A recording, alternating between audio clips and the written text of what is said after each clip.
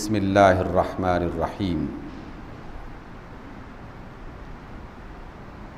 ما علی الرسول الا البلاغ واللہ یعلم ما تبدون وما تکتمون قل لا يستوي الخبيث والطيب ولو أعجبك كثرة الخبيث فاتقوا الله يا أولي الألباب لعلكم تفلحون صدق الله مولانا العظيم۔ سورۃ المائدہ آیت نمبر 99 اور 100، 99 اور آیت نمبر 100، دو آیتیں رب ذوالجلال کی دو تعلیمات رب رحمان کی آپ کے سامنے پیش کی گئی ہیں۔ پہلی آیت رب ذوالجلال فرماتے ہیں اپنے رسول کو اور رسول اللہ صلی اللہ علیہ وسلم کے ذریعے سے ہمیں کہ ما علی الرسول الا البلاغ، رسول کا کام یہ ہے کہ وہ اللہ کے پیغام کو انسانوں تک پہنچا دے، اور رسول کے بعد یہ کام اب رسول اللہ صلی اللہ علیہ وسلم کے ماننے والے ان کے امتیوں نے کرنا ہے۔ اور کسی بھی شخص کو کہ جس کے پاس قرآن مجید سیکھنے کا، سمجھنے کا اسے موقع ملا اور اس کے پاس یہ علم ہے، رسول اللہ صلی اللہ علیہ وسلم کی تعلیمات کا علم ہے، تو اس کی ذمہ داری بنتی ہے کہ وہ اللہ کے اس کے رسول کے پیغام کو دنیا میں موجود ہر ایک انسان تک پہنچانے کا فریضہ انجام دے۔ یہ کام اس نے کرنا ہے، اجتماعی طور پر یہ پوری امت کا کام ہے، اور پھر خاص طور پر اس امت میں پڑھے لکھے لوگ، سمجھدار لوگ، قرآن سے وابستہ لوگ، رسول اللہ صلی اللہ علیہ وسلم سے محبت کرنے والے لوگ، یہ پھر ان کی ذمہ داری بنتی ہے کہ انہیں جو بھی پیغام اللہ کی طرف سے ملے رسول کی محبت میں، اللہ کی محبت میں اس کو آگے پہنچائیں۔ دوسری بات، پیغام کو پہنچانے والوں کے لیے ایک خاص یہ کہی گئی کہ آپ نے حق بات بتاتے رہنا ہے، سچی بات لوگوں کو سمجھاتے رہنا ہے۔ اگر کوئی شخص اس پر عمل کرے گا تو یہ اس کا بھلا ہے، اس کی خیر خواہی ہے، اس کی بہتری ہے، اور اگر وہ اس پر عمل نہیں کرتا تو کم از کم آپ نے بات پہنچانے کا حق ضرور ادا کرنا ہے۔ پھر اس پر عمل نہ کرنے کا ذمہ داری یا اس کا جو جرمانہ ہے وہ پہنچانے والے پر نہیں ہوگا۔ اور یہی بات اللہ رب العزت نے قرآن کی دیگر کچھ آیات میں بھی فرمائی، رسول اللہ کو مخاطب کر کے فرمایا کہ لست علیہم بمسیطر، آپ کو زبردستی انہیں اسلام میں داخل کرنے کے لیے نہیں کہا گیا، آپ انہیں اللہ کی بات بتائیں، انہیں سمجھائیں، اپنا حق ادا کریں۔ اس کے بعد انسان خود امتحان گاہ میں جو ڈالا گیا ہے اسے فیصلہ خود ہی کرنا ہے کہ وہ راستہ اختیار کرتا ہے، صحیح راستہ اختیار کرتا ہے، یا غلط راستے پر چلنے میں مسلسل مصروف رہتا ہے۔ اس لیے فرمایا ما علی الرسول الا البلاغ، رسول کی ذمہ داری یہ ہے کہ وہ اللہ کے پیغام کو پہنچا دے۔ پھر فرمایا کہ واللہ یعلم ما تبدون وما تکتمون، اب جو باتیں تم کر رہے ہو، جو عمل تم ظاہر کر رہے ہو، اور جو باتیں تم چھپا رہے ہو، آپس میں جو سازشیں کرتے ہو رسول اللہ کے خلاف، رسول اللہ کے ماننے والوں کے خلاف، جو بھی تم کھلی چھپی باتیں کرتے ہو، کھلے چھپے کام کرتے ہو، اللہ کے علم میں سب کچھ موجود ہے۔ ایسا نہیں ہے کہ رسول اللہ کی بات پہنچ گئی اور اس کے بعد ہم جو کچھ بھی کرتے رہیں اللہ اس سے غافل ہے۔ یہ بات رب ذوالجلال نے کئی بار دہرائی کہ لوگو تم جو کچھ بھی کر رہے ہو، جو کچھ بھی کہہ رہے ہو، وہ چاہے اعلانیہ طور پر کہو، اعلانیہ طور پر کرو، یا چھپ چھپا کر کہو اور کرو، اللہ اسے جانتا ہے۔ اس لیے واللہ یعلم ما تبدون وما تکتمون، جو تم چھپاتے ہو، جو تم کر رہے ہو ظاہر میں، سب اللہ کے علم میں ہے۔ اور جب اللہ کا علم ہے تو اس کا مطلب صرف یہ نہیں ہے کہ وہ صرف جانتا ہے، بلکہ اس کا مطلب یہ بھی ہے کہ جاننے کے بعد اس نے جو فیصلہ کرنا ہے وہ کوئی بھی فیصلہ کر سکتا ہے۔ اگر مسلسل غلط رویہ ہم نے اختیار کیے رکھا تو وہ سزا کا فیصلہ بھی کر سکتا ہے، اور اگر ہم نے صحیح رویہ اختیار کر لیا تو رحمت کا فیصلہ بھی وہ لازماً کرے گا۔ تو اس کی خبر محض کسی خبر رساں ایجنسی کی طرح کی خبر نہیں ہے، بلکہ اس کی خبر کسی ملک میں موجود اداروں، کسی ملک میں موجود حکومت کی طرح خبر ہے کہ حکومت کو جب کسی اچھے کام کی خبر ملتی ہے تو عمومی طور پر اچھے ملکوں میں اچھی حکومتیں اس اچھی بات کا ریوارڈ دیتی ہیں، اس کی حوصلہ افزائی کرتی ہیں، اس کو پروموٹ کرنے کے لیے کوششیں کرتی ہیں۔ اور اگر خبر ملے کہ فلاں جگہ فلاں کوئی شخص یا کوئی ادارہ یا کوئی محکمہ خرابی کر رہا ہے تو اچھے ملکوں کی اچھی حکومتیں وہ ہمیشہ اس خرابی کو دور کرنے کے لیے بندوبست کرتی ہیں، مجرم کو سزا دینے کا فیصلہ کرتی ہیں۔ اسی وجہ سے عدالت، پولیس، فوج، افراد، محکمے، یہ سب کچھ بنایا جاتا ہے۔ تو اللہ تعالیٰ سے زیادہ اچھا حاکم اور کون ہو سکتا ہے؟ اور اللہ تعالیٰ سے زیادہ اچھی حکومت اور کس کی ہو سکتی ہے؟ تو پھر یہ کیسے ممکن ہے کہ ایک اچھی حکومت کا اچھا حاکم وہ خرابی کو دیکھنے کے باوجود بھی خاموش رہے، وہ خرابی کو جاننے کے باوجود بھی خاموش رہے اور اس کے بارے میں کوئی فیصلہ کرنے کا ارادہ نہ کرے؟ ایسا ممکن نہیں ہے۔ جب وہ اچھا حاکم ہے، جب اس کی حکومت اچھی ہے، تو پھر یقیناً کسی اچھی بات کو دیکھے گا تو اس کا صلہ دے گا، اس کی جزا دے گا، اور کسی غلط کام کو دیکھے گا تو اس کی سزا دے گا، اس کا بدلہ چکائے گا۔ اسی وجہ سے بار بار یہ بات پہنچائی جا رہی ہے کہ لوگوں، ہم جانتے ہیں جو تم کر رہے ہو، چھپ کے کرو یا کھل کر کرو، بتا کے کرو یا نہ بتا کے کرو، ہم اسے اچھی طرح جانتے ہیں۔ دوسری آیت رب ذوالجلال نے فرمائی، اور اس پہلی آیت کو بنیاد بنا کے کہ اللہ تعالی ہمیں سکھا رہا ہے، اللہ ہمیں سمجھا رہا ہے، ہم تک یہ بات پہنچ گئی ہے اس آیت کو پڑھنے کے بعد۔ اس کے بعد اگر ہم عمل کریں گے تو بات بن جائے گی، عمل نہیں کریں گے تو بات بگڑ جائے گی۔ تو کیا بات سمجھائی جا رہی ہے؟ رب ذوالجلال فرماتے ہیں کہ قل، اے نبی ان کو بتا دیجئے، اور نبی کے بعد ہم سے یہ کہا گیا کہ جناب آپ بھی ان باتوں کو سنیں، سمجھیں اور پھر لوگوں کو بتائیں۔ قل، کہہ دیجئے، لا یستوی الخبیث والطیب، بری بات اور اچھی بات دونوں برابر نہیں ہو سکتے، برا کام اور اچھا کام دونوں برابر نہیں ہو سکتے، گندگی اور اچھائی دونوں برابر نہیں ہو سکتے۔ اور قرآن مجید میں یہ دو لفظ استعمال کیے گئے ہیں، ایک لفظ طیب، اور طیب کا معنی آپ سب لوگ اچھی طرح جانتے ہیں۔ طیب عربی زبان میں پاکیزہ کو، اچھے کو، صاف ستھرے کو، صحیح ترین کو طیب کہا جاتا ہے۔ جو کام بالکل صحیح انداز میں کیا جا رہا ہو، جو بات بالکل صحیح طریقے سے کی جا رہی ہو، تو ہم کہتے ہیں کہ کلام طیب، عمل طیب، اچھا کام، اچھی بات۔ لباس اچھا ہے تو لباس طیب، انسان اچھا ہے تو انسان طیب۔ جو بھی رویہ، جو بھی بات، جو بھی عمل، جو بھی چیز اچھی ہوگی، عربی زبان میں اسے طیب کہا جاتا ہے۔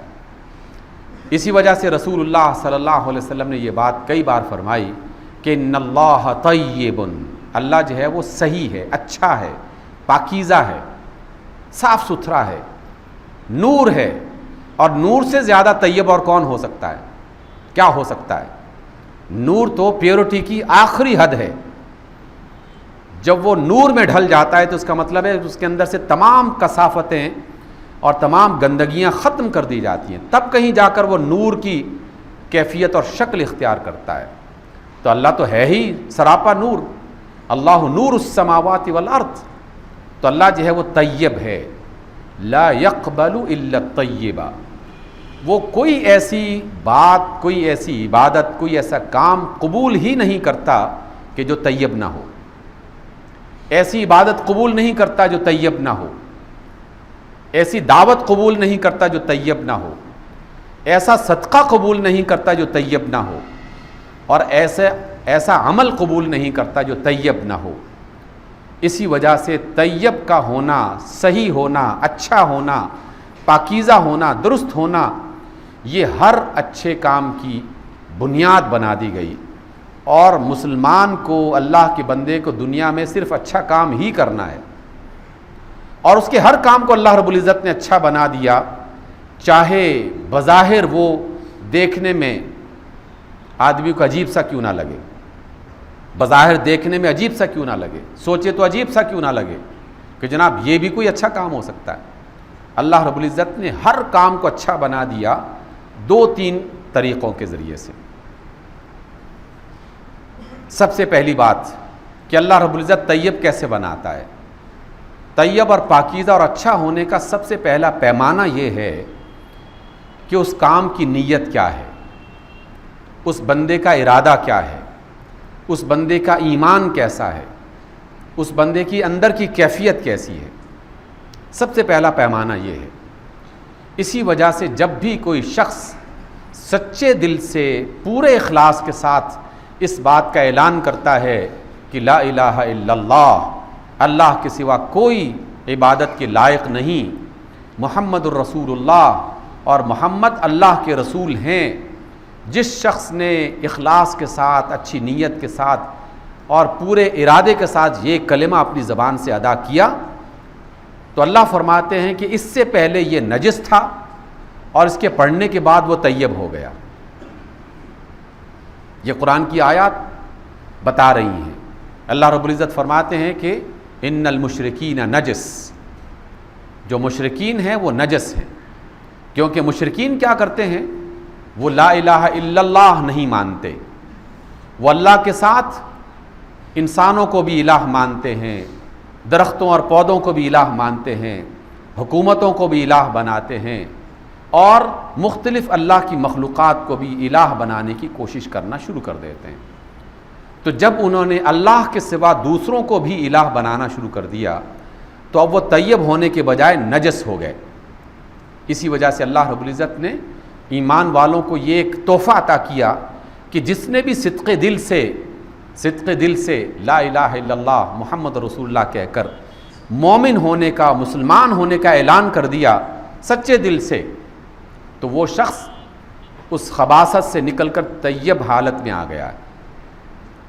اسی وجہ سے ہمیں اس بات کی تعلیمات رسول اللہ صلی اللہ علیہ وسلم کی طرف سے ملتی ہیں کہ اگر کوئی خاتون یا کوئی مرد ایسا ہو کہ جس غسل کی حاجت جس پر لازم ہو جائے، اسے لازماً غسل کرنا ہے، اس حال میں بھی وہ گھر کے سارے کام کر سکتا ہے۔ کھانا بنا سکتی ہے وہ خاتون، کھانا پکا سکتی ہے وہ خاتون، کھانا کھا سکتی ہے، کھلا سکتی ہے۔ وہ مرد بازار میں آ جا سکتا ہے، کاروبار کر سکتا ہے، کام کر سکتا ہے، حالانکہ اسے غسل کی حاجت ہے، اس لیے کہ مومن کبھی نجس نہیں ہوتا، مومن جو ہے وہ خبیث نہیں ہوتا۔ اس کلمہ طیبہ نے، اس ایمان کی حالت نے اسے طیب بنا دیا ہے۔ طیب بنانے کے بعد پھر اگلا مرحلہ ہے طہارت کا، جو اسے مزید پیور بنانے کے لیے، مزید صاف ستھرا بنانے کے لیے ایک دوسرا عمل ہے۔ طہارت کے لیے کبھی غسل واجب کر دیا، کبھی وضو لازم کر دیا، کبھی ہاتھ پاؤں صاف کرنا لازم قرار دے دیا، کبھی دانت صاف کرنے لازم قرار دے دیے۔ یہ سب طہارت کے مختلف مرحلے ہیں، لیکن انسان اپنے ایمان کی وجہ سے طیب ہونے کے اس قوم میں داخل ہو جاتا ہے جو طیب قوم کہلاتی ہے۔ اس لیے فرمایا کہ الطیبات للطیبین، مومن مرد مومن عورتوں کے لیے ہیں، مومن عورتیں مومن مردوں کے لیے ہیں، والطیبون للطیبات۔ تو جو بھی ایمان والا ہو جاتا ہے، یہ اللہ تعالیٰ کا کرم ہے، اس کا انعام ہے کہ اسے خباثت سے طیب بنانے کا وہ اس کو اس دائرے میں داخل کر دیتا ہے۔ پھر طہارت کر کے اسے غسل اور وضو اور دیگر چیزوں کے ساتھ اسے مزید صاف ستھرا بنا دیتا ہے، مزید دکھنے میں بھی اچھا بنا دیتا ہے اس کو۔ یہ اس کی طہارت کے عمل ہیں۔ لیکن یہاں کیا بات بتائی گئی؟ فرمایا گیا کہ ہم نے تو تمہیں کلمہ طیبہ کے ساتھ طیب بنا دیا تھا، لیکن تم نے اپنے عمل کے ذریعے سے، اپنے رویے کے ذریعے سے، اپنے کردار کے ذریعے سے اپنے آپ کو کیوں خبیث بنانا شروع کر دیا ہے؟ تم اپنے طیب ہونے کی حالت کو کیوں بدل رہے ہو؟ بالکل اس طرح کہ جیسے کوئی شخص خالص دودھ خرید کے لے کے آتا ہے، بالکل صاف ستھرا پانی کسی برتن میں بھر کے لاتا ہے، اور گھر میں آنے کے بعد اس دودھ میں گندگی ڈال دیتا ہے، اس صاف پانی میں گندا پانی ملا دیتا ہے۔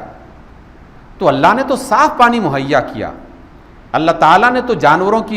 کے اندر صاف ستھرا پاکیزہ دودھ ہمیں عطا کیا، اس کو خبیث کون بنا رہا ہے؟ خبیث ہم بناتے ہیں۔ اور اللہ فرماتے ہیں کہ لا یستوی الخبیث والطیب، طیب اور خبیث دونوں ایک جیسے نہیں ہو سکتے، جیسے خالص دودھ اور خراب دودھ دونوں ایک برابر نہیں ہو سکتے، جیسے صاف ستھرا پانی اور گندگی ملا پانی دونوں برابر نہیں ہو سکتے، بالکل اسی طرح وہ شخص جو صاف ستھرا کاروبار کرتا ہے اور وہ شخص جو ملاوٹ کرتا ہے، جھوٹ بولتا ہے، فریب دیتا ہے، رشوت کرتا ہے، دھوکہ دیتا ہے، تو دونوں کی تجارتیں ایک جیسی نہیں ہو سکتی۔ ایسا نہیں کر سکتے کہ یہ بھی تاجر ہے یہ بھی تاجر ہے۔ ایک طیب تاجر ہے، اس کی تجارت طیب ہے، اور ایک خبیث تاجر ہے اور اس کی تجارت خباثت پر مبنی ہے۔ اسی طرح ایک ادارے میں، ایک دفتر میں ایک شخص کام کرتا ہے اور اپنی ذمہ داری پوری کر رہا ہے، لوگوں کو خدمت کرنے کا جو اسے شرف ملا ہے وہ اس کی حفاظت کرتا ہے، اپنے کام کو پورے سلیقے سے کرتا ہے، لوگوں کے کام آتا ہے، تو یہ خود بھی طیب ہو گیا، اس کا عمل بھی طیب ہو گیا۔ اور جس شخص نے ملازمت اختیار کرنے کے بعد لوگوں کو سہولت دینے کے بجائے انہیں پریشان کرنا شروع کر دیا، کام صحیح طریقے سے کرنے کے بجائے پیسے لینے شروع کر دیے، رشوت لینا شروع کر دی، تو اب یہ آدمی بھی خبیث ہو گیا اور اس کا کام بھی خبیث ہو گیا۔ جب آدمی بھی خبیث ہو، اس کا کام بھی خبیث ہو، تو نتیجہ کیا نکلے گا؟ نتیجہ بھی خباثت ہی کی صورت میں نکلے گا، جیسا دودھ ویسی بالائی۔ بالکل اسی طریقے سے انسان کے اعمال کے حوالے سے انسان کو یہ تعلیم دی گئی ہے کہ قل لا یستوی الخبیث والطیب، اے لوگو خبیث اور طیب دونوں برابر نہیں ہو سکتے۔ ولو اعجبک کثرۃ الخبیث، بڑی خوبصورت بات، اور بالکل ہمارے عین موقع کے مطابق اور ہماری حالت کے بالکل عین مطابق اللہ فرماتے ہیں کہ یہ خباثت، یہ خبیث چیز جو طیب کے اپوزٹ ہے، یہ دونوں برابر نہیں ہو سکتے، اور کبھی خبیث کی طرف رغبت نہ کرو، چاہے تمہیں ہر طرف خبیث نظر آنا شروع ہو جائے اور چاہے وہ کتنا اچھا ہی کیوں نہ لگنے لگے۔ جیسے ہمارے ہاں معاشرے میں کہا جاتا ہے نا، جب کسی سے کہا جاتا ہے یار یہ رشوت لینا اچھی بات نہیں ہے، تو کہتے ہیں یار ہر طرف ہی رشوت چل رہی ہے، رشوت کے بغیر کوئی کام ہوتا ہی نہیں ہے۔ تو اس کا مطلب یہ ہے کہ یہ کام تو پھر بالکل جائز ہو گیا، رشوت تو ہونی ہی چاہیے، اور مجبوری کو بالآخر جواز یا جائز بنایا جاتا ہے، اور پھر اس جائز بنانے کے بعد آہستہ آہستہ اسی کو پسند کیا جانے لگتا ہے، پسند کیا جانے لگتا ہے۔ اسی وجہ سے اللہ نے یہ بات بڑی کھول کر بیان کر دی کہ وَلَوْ أَعْجَبَكَ كَثْرَةُ الْخَبِيثِ، چاہے تمہیں یہ بات نظر آئے کہ جناب ہر طرف رشوت لینے والے عیش کر رہے ہیں، لوٹ مار کرنے والے عیش کر رہے ہیں، بددیانتی کرنے والے عیش کر رہے ہیں، کرپشن کرنے والے حکمران بن رہے ہیں، اور یہ ساری چیزیں تمہیں دکھائی دیں اور تمہیں لگے کہ یار یہ تو بہت ہی عیش کر رہے ہیں، بہت آرام مل رہا ہے، تو اللہ نے فرمایا کہ اس کے باوجود بھی تمہیں اس خبیث عمل کی طرف نہیں جانا چاہیے، چاہے تمہیں اس خبیث کی کثرت اچھی ہی کیوں نہ لگنے لگے۔ اور ظاہر ہے کہ انسان کو شیطان یہی تو بات سمجھاتا ہے، پیسے گھر میں آ رہے ہوں تو کس کو برا لگتا ہے، اور ظاہر ہے کہ 100 کے مقابلے میں 1000 زیادہ اچھا لگتا ہے، 1000 کے مقابلے میں لاکھ زیادہ اچھا لگتا ہے، لاکھ کے مقابلے میں کروڑ اچھا لگتا ہے۔ جیسے جیسے انسان کی ہوس، اس کی حرص بڑھتی چلی جاتی ہے، ویسے ویسے زیادہ جو ہے وہ چیز اچھی لگنے لگتی ہے، اور جب وہ اچھی لگنے لگتی ہے تو پھر کہتے ہیں جناب یہی صحیح ہے، باقی ساری باتیں غلط ہیں، وہ صرف سمجھانے کی ہیں، باتیں کرنے کی ہیں، عمل میں اس کا کوئی اس کا دخل نہیں ہے۔ عملی دنیا میں، پریکٹیکل لائف میں آؤ تو پھر پتہ چلتا ہے کہ کتنے میں بکتی ہے یہ بات۔ یہ دنیا میں ہم سب لوگ در حقیقت اپنے آپ کو تسلی دینے کے لیے کرتے ہیں، اپنے غلط کام کو جواز فراہم کرنے کے لیے ہم یہ بات کرتے ہیں۔ اللہ نے تو اس میں کوئی لاگ لپیٹ نہیں رکھی کہ لوگوں برے کو برا ہی سمجھو، چاہے وہ کتنا ہی زیادہ کیوں نہ ہو جائے، چاہے وہ عمل ہو، چاہے وہ افراد ہوں، چاہے وہ جماعتیں ہوں۔ کوئی بھی شخص اگر خود برا ہے اور اس علاقے کی اکثریت اسے ووٹ دے کر کامیاب کر دیتی ہے تو اس کا مطلب یہ نہیں کہ بہت زیادہ ووٹ ملنے کی وجہ سے اس کی خباثت جو ہے وہ اچھائی میں بدل گئی ہے، ایسا نہیں ہے۔ اچھائی میں اسی صورت میں بدلے گی کہ جب وہ اپنی خباثت کو بدلے گا، اپنے غلط رویے کو بدلے گا، اپنے غلط کردار کو بدلے گا، تو تب وہ اچھا بنے گا اللہ تعالیٰ کے ہاں۔ دنیا کی نظر میں وہ کہتا پھرے کہ جناب مجھے اتنے لاکھ ووٹ مل گئے اور مجھے اتنے لاکھ جو ہے وہ میرے حامی ہیں تو اس کی وجہ سے میں ہی اچھا ہوں۔ اللہ نے اس کی طرف اشارہ کر دیا کہ چاہے تمہیں کثرت اس کی اچھی کیوں نہ لگے، کثرت معیار نہیں ہے، کثرت معیار نہیں ہے، معیار اچھائی ہی ہے۔ اور اس اچھائی کا فیصلہ کون کرتا ہے؟ جو خود اچھا ہے، اور سب سے اچھا اللہ رب العزت ہے۔ ان اللہ طیب، سب سے اچھا چونکہ وہ ہے اس لیے فیصلہ وہی کرے گا کہ اچھا کیا ہے۔ صحیح دوا کا فیصلہ ڈاکٹر کرتا ہے۔ اسی طرح انسانی دنیا میں بھی جو چیز جس کا مالک ہے یا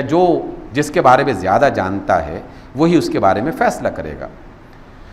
بہت سارے لوگ شکوہ کرتے ہیں، ایک نہیں اب تک سینکڑوں افراد اس بات کا شکوہ مجھ سے کر چکے،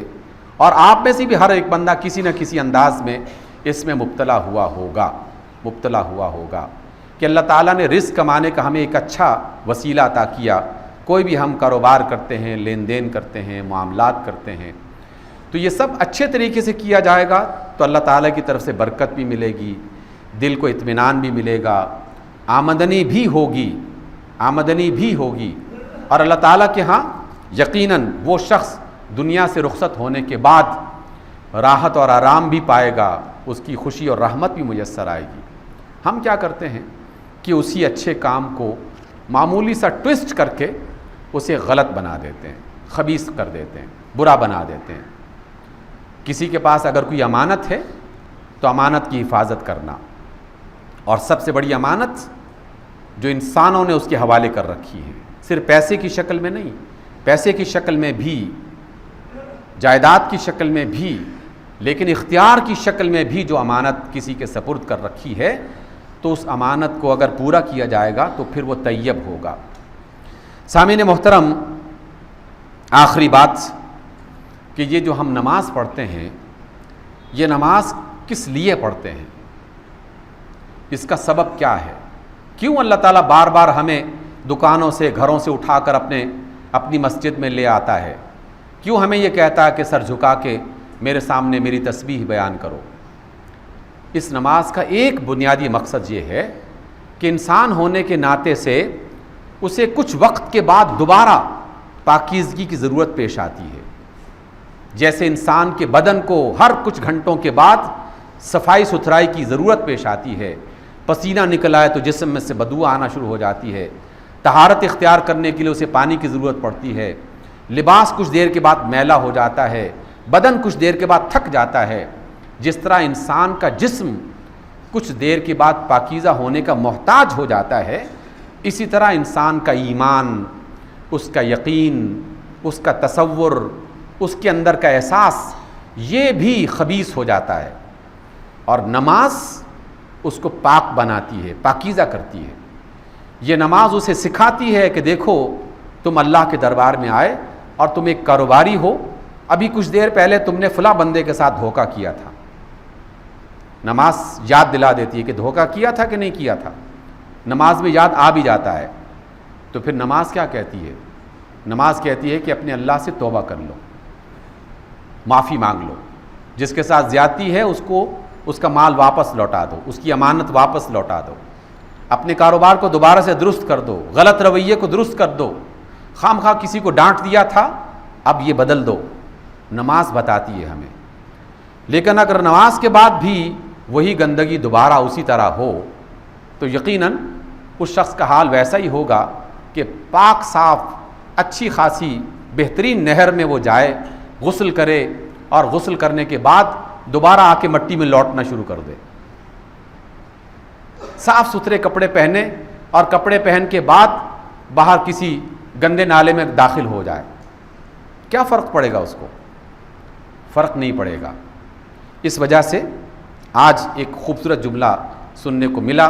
آپ تک پہنچاتا ہوں۔ فرمایا انہوں نے کہ اگر ہم اللہ کی عبادتوں کی وجہ سے، اس کے عبادتوں کے ذریعے سے اپنا رویہ نہیں بدلتے تو کیا اللہ تعالیٰ ہمارے بارے میں اپنا رویہ بدل دے گا؟ اگر میں نماز پڑھنے کے باوجود بھی ظلم اور زیادتی، بددیانتی اور کرپشن جاری رکھوں تو کیا اس کے باوجود بھی اللہ تعالیٰ ہم پر مہربان رہے گا؟ اس کا رویہ، اللہ کا رویہ اسی صورت میں بدلتا ہے جب انسان اپنے رویے بدلنے کا ارادہ کرے، اس کی کوشش کرے۔ آئیے نماز ہم پڑھ رہے ہیں، اس نماز کی صورت میں ہر ایک بندہ اپنا جائزہ خود لے، کسی سے کچھ نہ کہے، اپنے آپ سے خود پوچھے کہ مجھ سے کیا غلط ہوا، کیا صحیح ہوا، کہاں کہاں میں طیب تھا، کہاں کہاں مجھ سے خباثت ہو گئی۔ نماز میں جس طرح آپ نے وضو کے ذریعے سے اپنے بدن کو صاف کیا، غسل کے ذریعے سے اپنے آپ کو صاف کیا، نماز کی عبادت کے ذریعے سے اپنے ذہن اور دماغ کو صاف کریں گے تو نماز کے بعد اپنے کردار کو صاف کرنے کا ہم سب ارادہ کریں، کوشش کریں، تو اللہ کی رحمت کی صورت میں اللہ کا رویہ بھی ہمارے سامنے آ جائے گا۔ اللہ تعالی ہمیں سمجھنے اور اس پر عمل کرنے کی توفیق عطا فرمائے۔ اقول قولی ھذا واستغفر اللہ لی ولکم۔